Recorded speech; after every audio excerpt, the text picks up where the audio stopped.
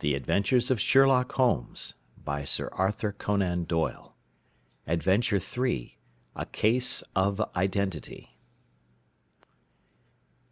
"My dear fellow," said Sherlock Holmes as we sat on either side of the fire in his lodgings at Baker Street, "life is infinitely stranger than anything which the mind of man could invent. We would not dare to conceive the things which are really mere commonplaces of existence. If we could fly out of that window hand in hand, hover over this great city, gently remove the roofs, and peep in at the queer things which are going on, the strange coincidences, the plannings, the cross purposes, the wonderful chains of events, working through generations, and leading to the most outré results, it would make all fiction with its conventionalities and foreseen conclusions most stale and unprofitable." "And yet I am not convinced of it," I answered. "The cases which come to light in the papers are, as a rule, bald enough and vulgar enough. We have in our police reports realism pushed to its extreme limits, and yet the result is, it must be confessed, neither fascinating nor artistic." "A certain selection and discretion must be used in producing a realistic effect," remarked Holmes.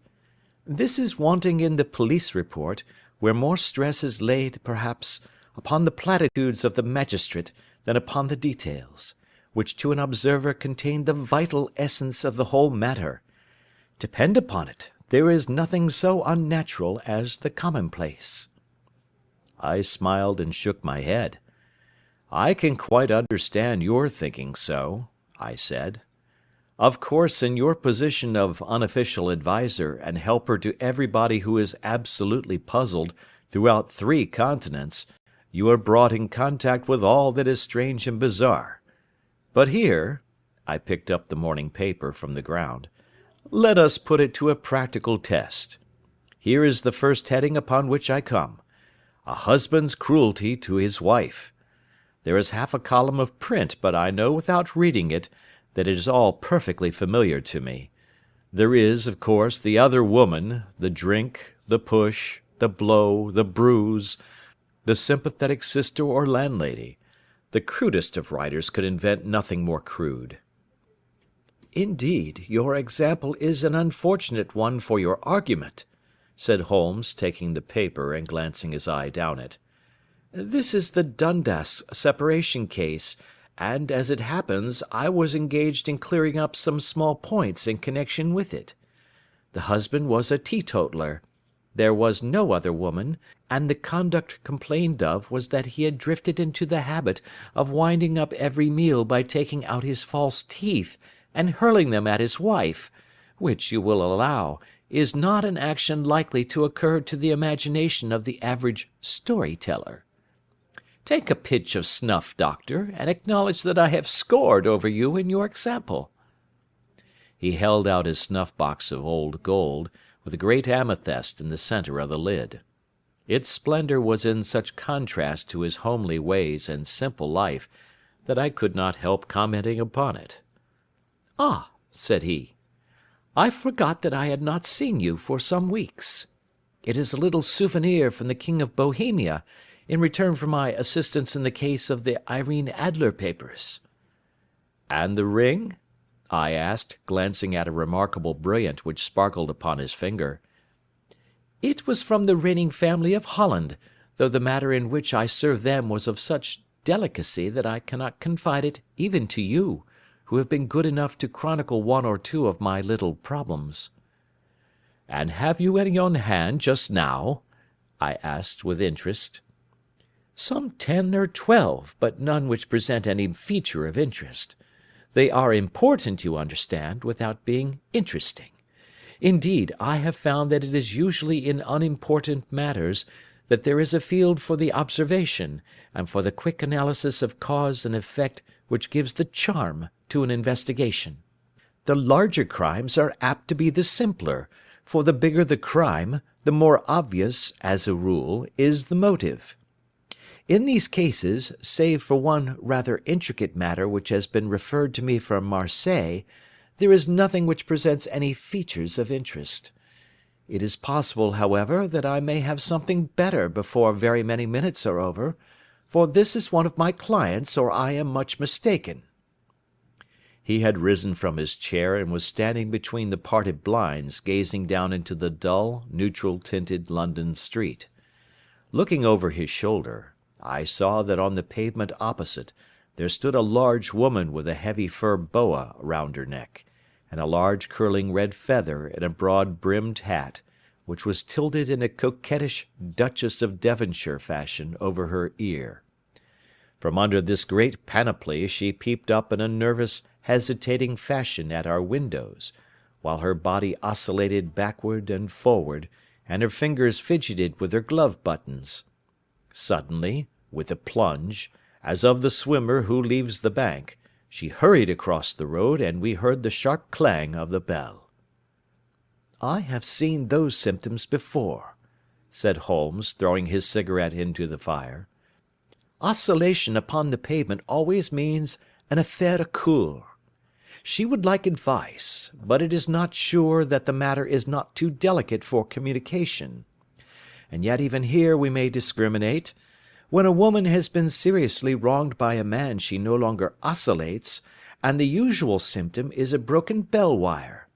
Here we may take it that there is a love matter, but that the maiden is not so much angry as perplexed or grieved. But here she comes in person to resolve our doubts." As he spoke there was a tap at the door, and the boy in buttons entered to announce Miss Mary Sutherland, while the lady herself loomed behind his small black figure like a full-sailed merchantman behind a tiny pilot-boat.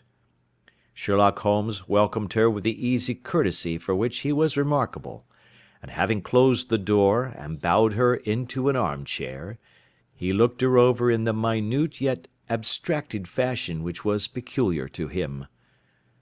"Do you not find," he said, "that with your short sight it is a little trying to do so much typewriting?" "I did at first," she answered, "but now I know where the letters are without looking."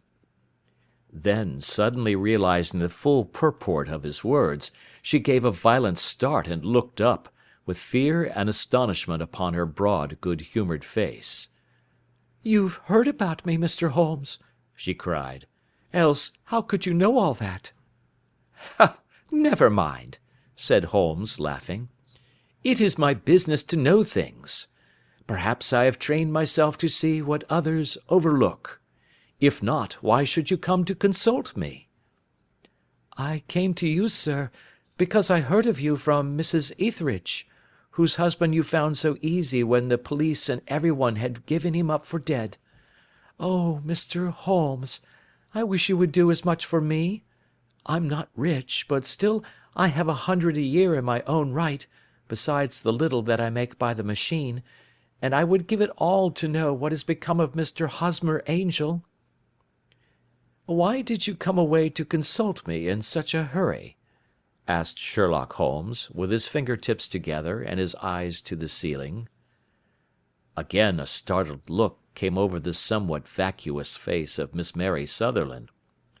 "Yes, I did bang out of the house," she said, "for it made me angry to see the easy way in which Mr. Winbank, that is, my father, took it all.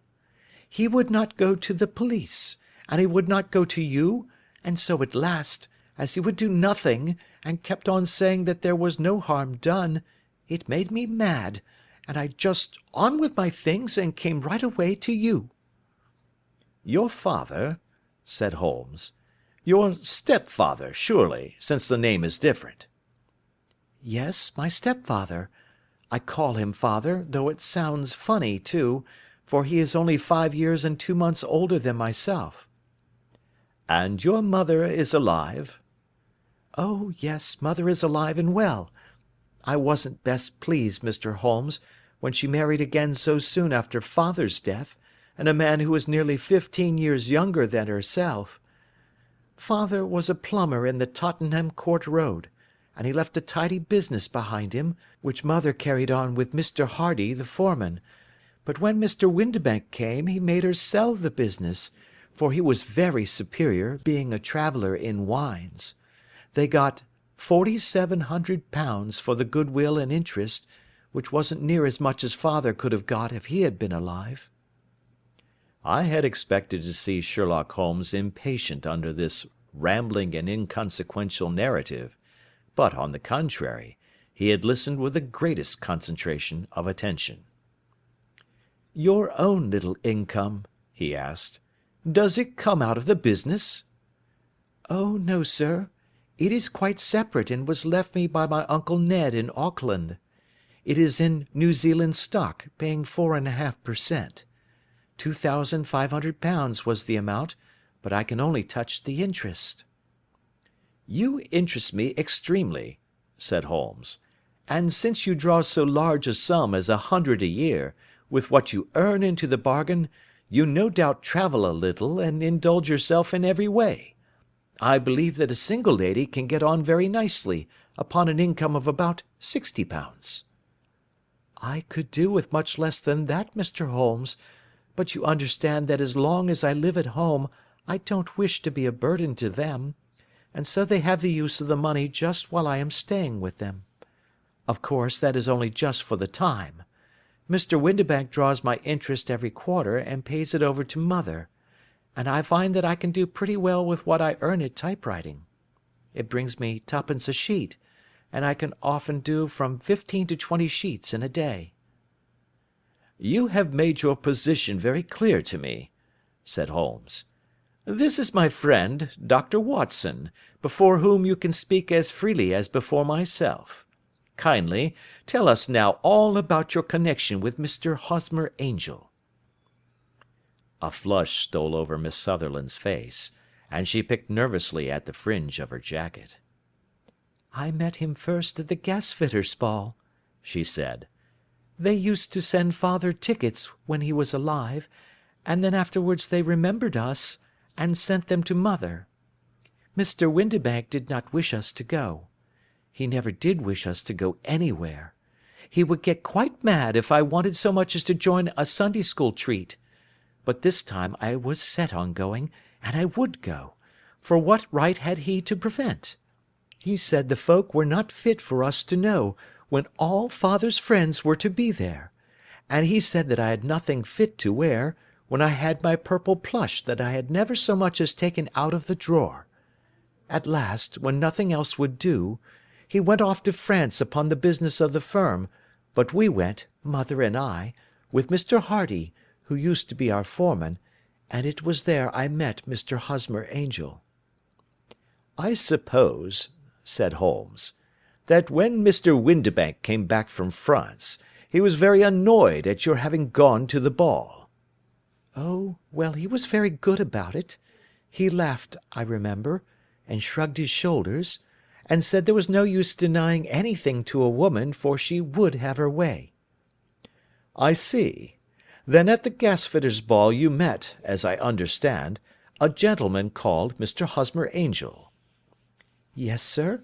I met him that night, and he called next day to ask if we had got home all safe, and after that we met him. That is to say, Mr. Holmes, I met him twice for walks, but after that father came back again, and Mr. Hosmer Angel could not come to the house any more." "No." "Well, you know father didn't like anything of the sort. He wouldn't have any visitors if he could help it, and he used to say that a woman should be happy in her own family circle. But then, as I used to say to mother, a woman wants her own circle to begin with, and I had not got mine yet." "But how about Mr. Hosmer Angel? Did he make no attempt to see you?" "Well, father was going off to France again in a week, and Hosmer wrote and said that it would be safer and better not to see each other until he had gone. We could write in the meantime, and he used to write every day. I took the letters in the morning, so there was no need for father to know." "Were you engaged to the gentleman at this time?" "Oh, yes, Mr. Holmes. We were engaged after the first walk that we took. Hosmer, Mr. Angel, was a cashier in an office in Leadenhall Street, and—" "What office?" "That's the worst of it, Mr. Holmes. I don't know. Where did he live, then? He slept on the premises. And you don't know his address? No, except that it was Leadenhall Street. Where did you address your letters, then? To the Leadenhall Street post office, to be left till called for.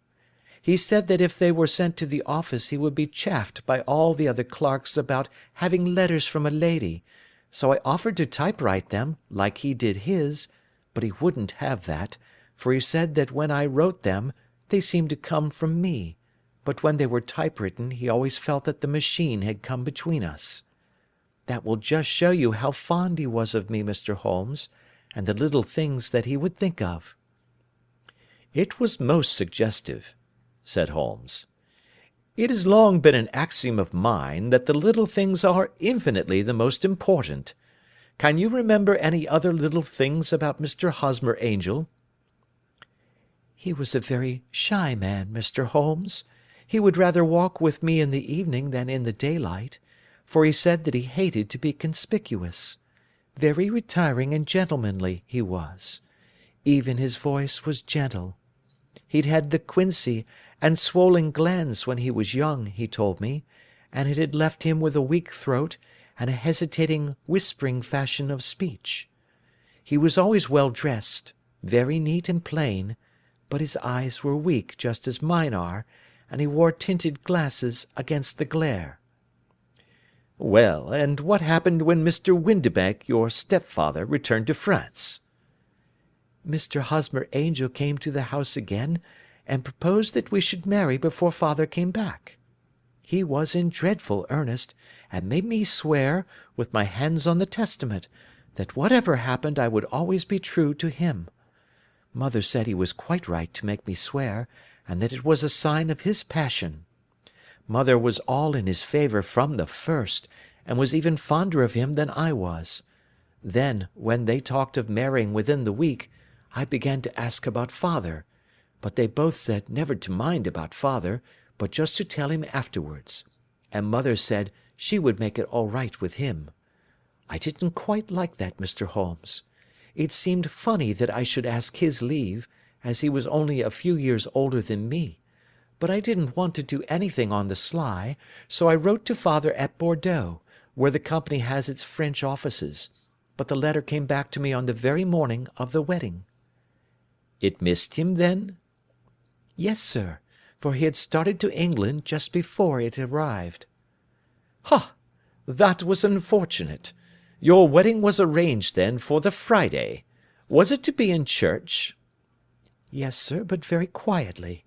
It was to be at St. Saviour's, near King's Cross, and we were to have breakfast afterwards at the St. Pancras Hotel.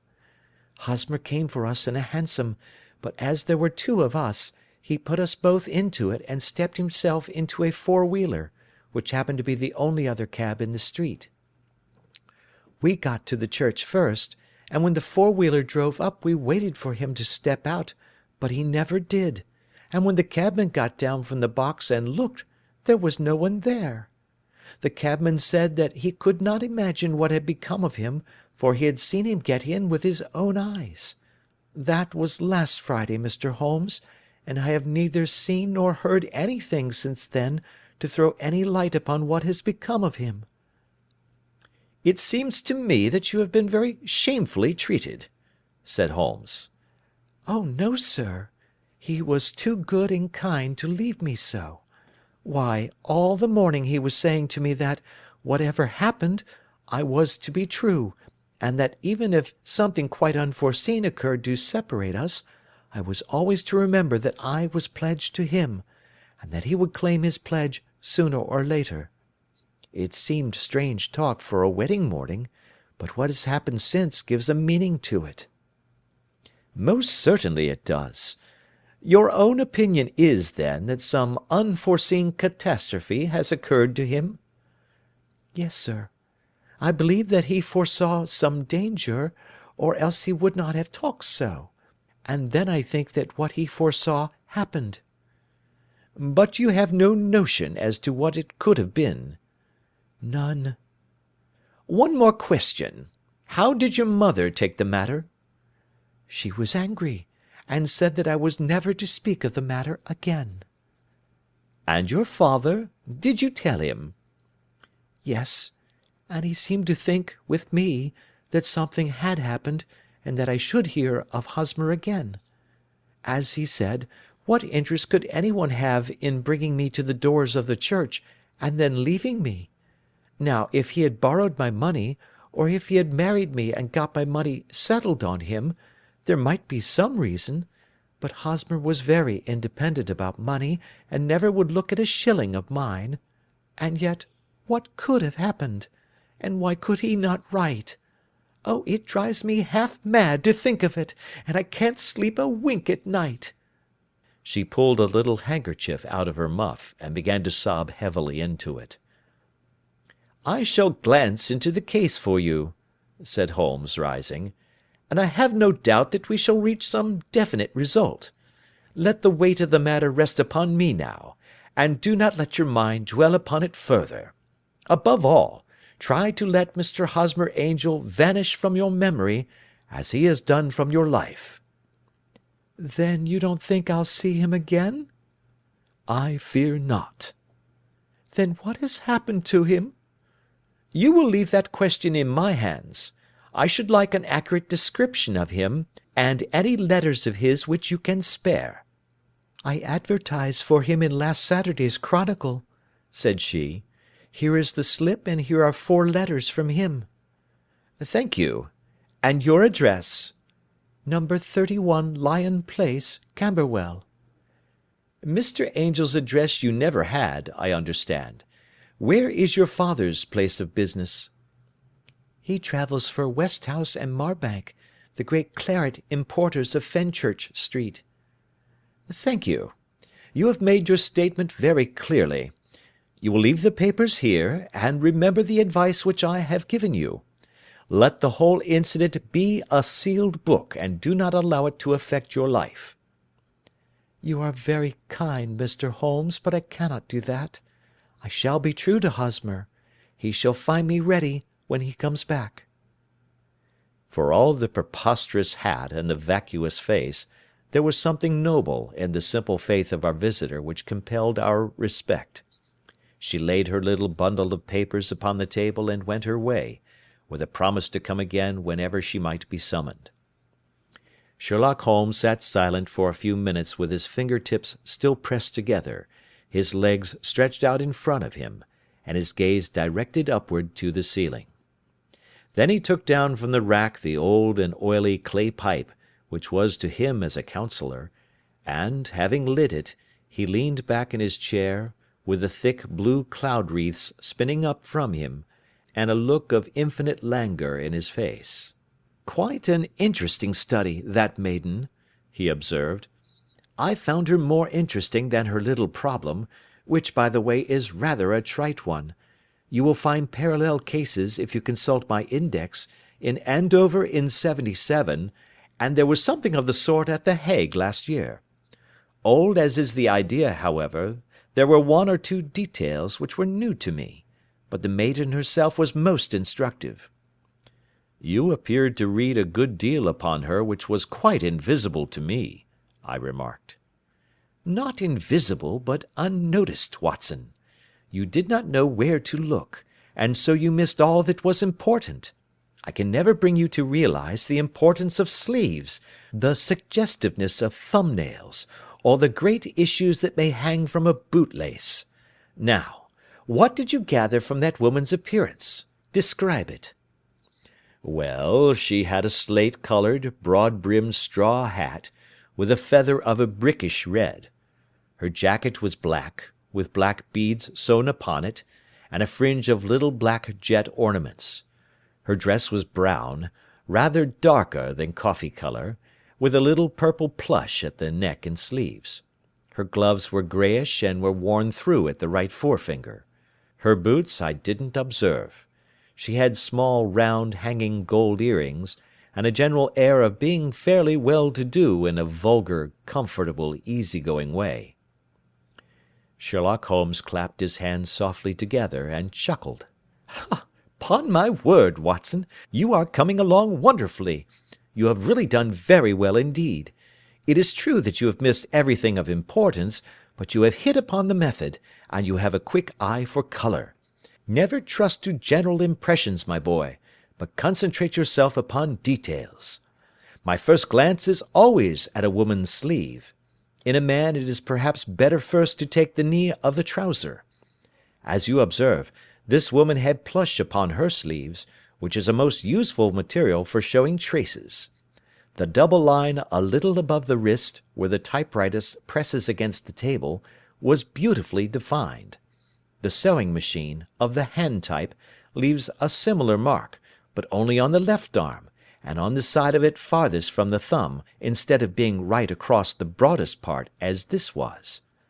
I then glanced at her face, and, observing the dint of a pince-nez at either side of her nose, I ventured to remark upon short sight in typewriting, which seemed to surprise her. It surprised me. But surely it was obvious. I was then much surprised and interested on glancing down to observe that, though the boots which she was wearing were not unlike each other, they were really odd ones, the one having a slightly decorated toe-cap, and the other a plain one. One was buttoned only in the 2 lower buttons out of 5, and the other at the 1st, 3rd, and 5th. Now, when you see that a young lady, otherwise neatly dressed, has come away from home with odd boots, half buttoned, it is no great deduction to say that she came away in a hurry. And what else? I asked, keenly interested, as I always was, by my friend's incisive reasoning. I noted, in passing, that she had written a note before leaving home, but after being fully dressed. You observed that her right glove was torn at the forefinger, but you did not apparently see that both glove and finger were stained with violet ink. She had written in a hurry and dipped her pen too deep. It must have been this morning, or the mark would not remain clear upon the finger. All this is amusing, though rather elementary, but I must go back to business, Watson. Would you mind reading me the advertised description of Mr. Hosmer Angel? I held the little printed slip to the light. Missing, it said, on the morning of the 14th, a gentleman named Hosmer Angel, about 5 feet 7 inches in height, strongly built, sallow complexion, black hair, a little bald in the centre, bushy black side whiskers and moustache, tinted glasses, slight infirmity of speech, was dressed when last seen in black frock-coat faced with silk, black waistcoat, gold Albert chain, and grey Harris tweed trousers, with brown gaiters over elastic-sided boots, known to have been employed in an office in Leadenhall Street. Anybody bringing— "That will do," said Holmes. "As to the letters," he continued, glancing over them, "they are very commonplace. Absolutely no clue in them to Mr. Angel, save that he quotes Balzac once. There is one remarkable point, however, which will no doubt strike you." "They are typewritten," I remarked. "Not only that, but the signature is typewritten. Look at the neat little Hosmer Angel at the bottom. There is a date, you see, but no superscription except Leadenhall Street, which is rather vague. The point about the signature is very suggestive. In fact, we may call it conclusive." "Of what?" "My dear fellow, is it possible you do not see how strongly it bears upon the case?"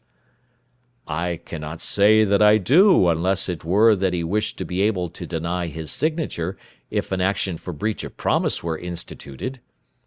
"No, that was not the point. However, I shall write 2 letters, which should settle the matter. One is to a firm in the city, the other is to the young lady's stepfather, Mr. Windibank, asking him whether he could meet us here at 6 o'clock to-morrow evening. It is just as well that we should do business with the male relatives. And now, Doctor, we can do nothing until the answers to those letters come, so we may put our little problem upon the shelf for the interim." I had had so many reasons to believe in my friend's subtle powers of reasoning and extraordinary energy in action, that I felt that he must have some solid grounds for the assured and easy demeanour with which he treated the singular mystery which he had been called upon to fathom. Once only had I known him to fail, in the case of the King of Bohemia and the Irene Adler photograph. But when I looked back to the weird business of the sign of 4, and the extraordinary circumstances connected with the study in scarlet, I felt that it would be a strange tangle indeed which he could not unravel. I left him then, still puffing at his black clay pipe, with the conviction that when I came again on the next evening, I would find that he held in his hands all the clues which would lead up to the identity of the disappearing bridegroom of Miss Mary Sutherland. A professional case of great gravity was engaging my own attention at the time, and the whole of next day I was busy at the bedside of the sufferer. It was not until close upon 6 o'clock that I found myself free, and was able to spring into a hansom and drive to Baker Street, half afraid that I might be too late to assist at the dénouement of the little mystery. I found Sherlock Holmes alone, however, half asleep, with his long, thin form curled up in the recesses of his armchair. A formidable array of bottles and test tubes, with the pungent, cleanly smell of hydrochloric acid, told me that he had spent his day in the chemical work which was so dear to him. "Well, have you solved it?" I asked as I entered. "Yes, it was the bisulfate of baryta." "No, no, the mystery!" I cried. "Oh, that! I thought of the salt that I had been working upon. There was never any mystery in the matter, though, as I said yesterday, some of the details are of interest. The only drawback is that there is no law, I fear, that can touch the scoundrel." "Who was he, then, and what was his object in deserting Miss Sutherland?" The question was hardly out of my mouth, and Holmes had not yet opened his lips to reply, when we heard a heavy footfall in the passage, and a tap at the door. "This is the girl's stepfather, Mr. James Windibank," said Holmes. "He has written to me to say that he would be here at 6. Come in." The man who entered was a sturdy, middle-sized fellow, some 30 years of age, clean-shaven, and sallow-skinned, with a bland, insinuating manner, and a pair of wonderfully sharp and penetrating grey eyes.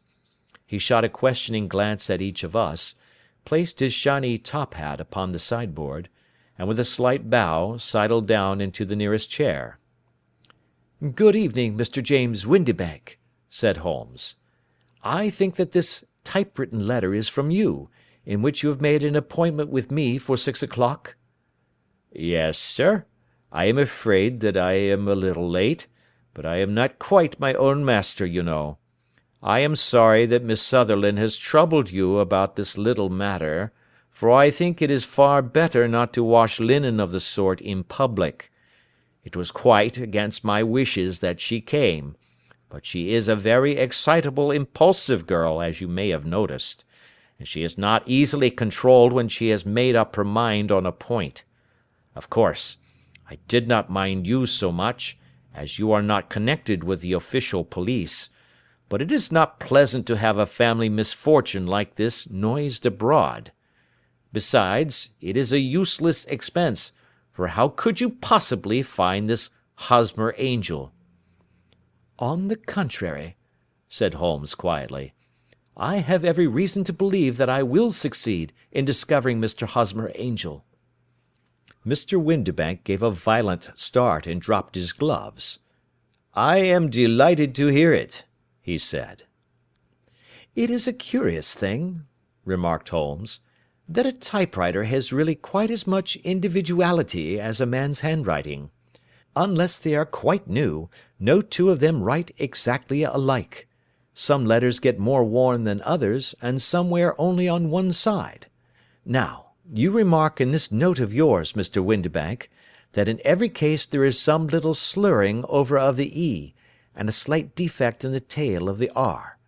There are 14 other characteristics, but those are the more obvious." "We do all our correspondence with this machine at the office, and no doubt it is a little worn," our visitor answered, glancing keenly at Holmes with his bright little eyes. And now I will show you what is really a very interesting study, Mr. Windibank," Holmes continued. "I think of writing another little monograph some of these days on the typewriter and its relation to crime. It is a subject to which I have devoted some little attention. I have here 4 letters which purport to come from the missing man. They are all typewritten. In each case, not only are the E's slurred and the R's tailless, but you will observe, if you care to use my magnifying lens, that the 14 other characteristics to which I have alluded are there as well." Mr. Windibank sprang out of his chair and picked up his hat. "I cannot waste time over this sort of fantastic talk, Mr. Holmes," he said. "If you can catch the man, catch him, and let me know when you have done it." "Certainly," said Holmes, stepping over and turning the key in the door. "I let you know then that I have caught him." "What? Where?" shouted Mr. Windibank, turning white to his lips and glancing about him like a rat in a trap. "Oh, it won't do. Really it won't," said Holmes suavely. "There is no possible getting out of it, Mr. Windibank. It is quite too transparent, and it was a very bad compliment when you said that it was impossible for me to solve so simple a question. That's right. Sit down and let us talk it over." Our visitor collapsed into a chair, with a ghastly face and a glitter of moisture on his brow. It's not actionable," he stammered. "I am very much afraid that it is not.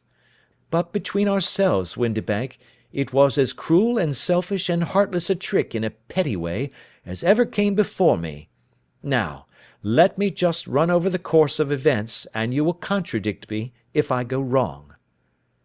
The man sat huddled up in his chair, with his head sunk upon his breast, like one who is utterly crushed. Holmes stuck his feet up on the corner of the mantelpiece, and leaning back with his hands in his pockets, began talking rather to himself, as it seemed, than to us.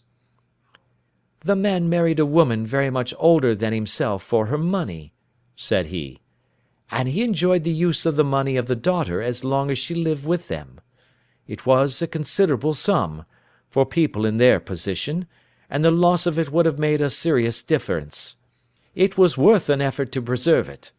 The daughter was of a good, amiable disposition, but affectionate and warm-hearted in her ways, so that it was evident that with her fair personal advantages, and her little income, she would not be allowed to remain single long.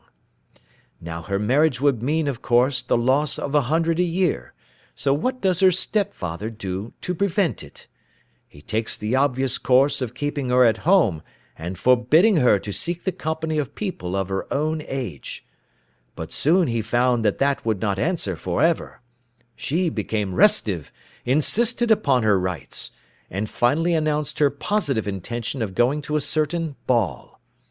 What does her clever stepfather do then? He conceives an idea more creditable to his head than to his heart. With the connivance and assistance of his wife, he disguised himself, covered those keen eyes with tinted glasses, masked the face with a moustache and a pair of bushy whiskers, sunk that clear voice into an insinuating whisper, and doubly secure on account of the girl's short sight, he appears as Mr. Hosmer Angel, and keeps off other lovers by making love himself." "It was only a joke at first," groaned our visitor. "We never thought that she would have been so carried away." "Very likely not. However that may be, the young lady was very decidedly carried away, and having quite made up her mind that her stepfather was in France, the suspicion of treachery never for an instant entered her mind. She was flattered by the gentleman's attentions, and the effect was increased by the loudly expressed admiration of her mother. Then Mr. Angel began to call, for it was obvious that the matter should be pushed as far as it would go, if a real effect were to be produced. There were meetings, and an engagement, which would finally secure the girl's affections from turning towards any one else. But the deception could not be kept up for ever. These pretended journeys to France were rather cumbrous. The thing to do was clearly to bring the business to an end in such a dramatic manner that it would leave a permanent impression upon the young lady's mind, and prevent her from looking upon any other suitor for some time to come. Hence those vows of fidelity exacted upon a testament, and hence also the allusions to a possibility of something happening on the very morning of the wedding. James Windibank wished Miss Sutherland to be so bound to Hosmer Angel, and so uncertain as to his fate, that for 10 years to come, at any rate, she would not listen to another man. As far as the church door he brought her, and then, as he could go no farther, he conveniently vanished away by the old trick of stepping in at one door of a four-wheeler, and out at the other. I think that was the chain of events, Mr. Windibank." Our visitor had recovered something of his assurance while Holmes had been talking, and he rose from his chair now with a cold sneer upon his pale face. "It may be so, or it may not, Mr. Holmes," said he. "But if you are so very sharp, you ought to be sharp enough to know that it is you who are breaking the law now, and not me. I have done nothing actionable from the first, but as long as you keep that door locked, you lay yourself open to an action for assault and illegal constraint." "The law cannot, as you say, touch you," said Holmes, unlocking and throwing open the door. "Yet there never was a man who deserved punishment more. If the young lady has a brother or a friend, he ought to lay a whip across your shoulders, by Jove," he continued, flushing up at the sight of the bitter sneer upon the man's face. "It is not part of my duties to my client, but here's a hunting crop handy, and I think I shall just treat myself to—" He took 2 swift steps to the whip, but before he could grasp it there was a wild clatter of steps upon the stairs, the heavy hall door banged, and from the window we could see Mr. James Windibank running at the top of his speed down the road. "There's a cold-blooded scoundrel," said Holmes, laughing, as he threw himself down into his chair once more. "That fellow will rise from crime to crime until he does something very bad and ends on a gallows. The case has, in some respects, been not entirely devoid of interest." "I cannot now entirely see all the steps of your reasoning," I remarked. "Well, of course it was obvious from the first that this Mr. Hosmer Angel must have some strong object for his curious conduct, and it was equally clear that the only man who really profited by the incident, as far as we could see, was the stepfather. Then the fact that the 2 men were never together, but that the one always appeared when the other was away, was suggestive. So were the tinted spectacles and the curious voice, which both hinted at a disguise, as did the bushy whiskers. My suspicions were all confirmed by his peculiar action in typewriting his signature, which, of course, inferred that his handwriting was so familiar to her that she would recognize even the smallest sample of it. You see, all these isolated facts, together with many minor ones, all pointed in the same direction." "And how did you verify them?" "Having once spotted my man, it was easy to get corroboration. I knew the firm for which this man worked. Having taken the printed description, I eliminated everything from it which could be the result of a disguise, the whiskers, the glasses, the voice, and I sent it to the firm, with a request that they would inform me whether it answered to the description of any of their travellers. I had already noticed the peculiarities of the typewriter, and I wrote to the man himself at his business address, asking him if he would come here. As I expected, his reply was typewritten, and revealed the same trivial but characteristic defects. The same post brought me a letter from Westhouse and Marbank, of Fenchurch Street, to say that the description tallied in every respect with that of their employee, James Windibank. Voilà tout." "And Miss Sutherland?" "If I tell her she will not believe me. You may remember the old Persian saying, 'There is danger for him who taketh the tiger cub, and danger also for whoso snatches a delusion from a woman.' There is as much sense in Hafiz as in Horace, and as much knowledge of the world." End of Adventure 3.